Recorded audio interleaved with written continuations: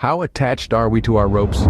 This question takes us to the chilling heights of a mountain. It's a tale of a man, a climber, whose journey took a terrifying turn as he neared the end of his ascent. Imagine, if you will, the vast expanse of the mountain range, the night falling heavy, casting an impenetrable darkness that swallowed up the stars and the moon. The man, just a few feet below the peak, suddenly slips, his foot finding nothing but air. With a rush of adrenaline, he plunges into the void, his surroundings a blur of black spots swallowed by the inky abyss, falling. The sensation is horrifying, the feeling of gravity pulling him deeper into its clutches, his speed increasing with every passing moment.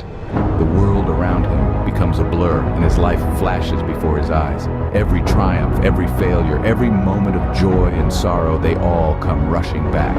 As the reality of his situation sinks in, a profound fear seizes him. Death, once a distant concept, now looms closer with each passing second.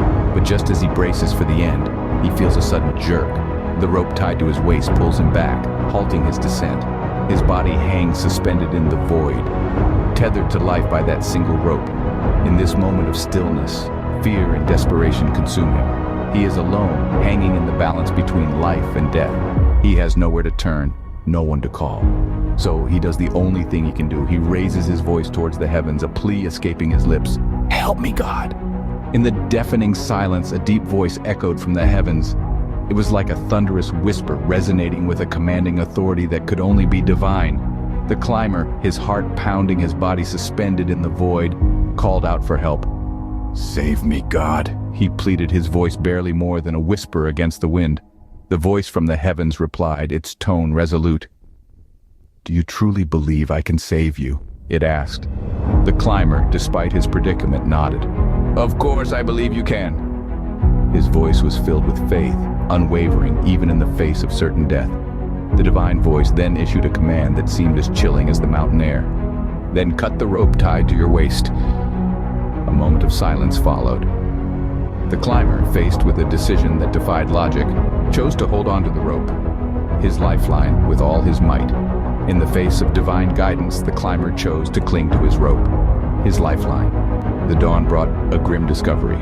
As the sun's first rays pierced the morning mist, the rescue team stumbled upon a chilling spectacle. There, suspended in the frosty air, was the climber. His body, lifeless and frozen from the unforgiving cold, still swayed gently in the mountain breeze. His fate was a paradox that echoed the harsh reality of his final moments. Despite the monstrous fall, the climber's demise was not due to the vast plunge, but rather the bitter sting of the cold. Yet, his spirit remained unbroken, his determination evident in the clenched grip, still fastened around the rope that had been his lifeline. The rope, once a symbol of hope, had become a tether to the climber's end.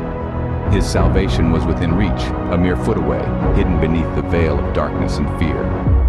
The cruel irony of his predicament was that safety was just a heartbeat away, concealed in the shadows of the mountain's craggy face. The climber was found, his life claimed by the cold, yet his hand still firmly gripping the rope, a mere foot away from safety. The climber's tragic end leaves us with a profound question. How attached are we to our ropes?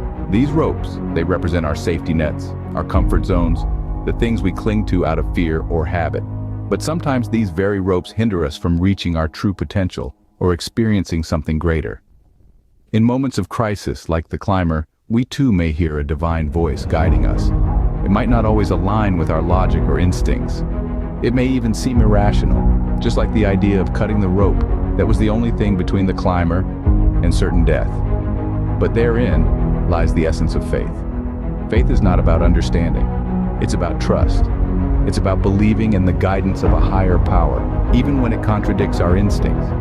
It's about letting go of our ropes, our safety nets, when told to do so. It's about surrendering control, and that's not always easy. But imagine if the climber had cut the rope. He would have landed safely, just a foot below. He would have survived. His faith would have saved him. It's a stark reminder for us all. As we ponder the climber's fate, we're left to wonder, how willing are we to cut our ropes when told to do so, even if it seems like the most foolish thing to do?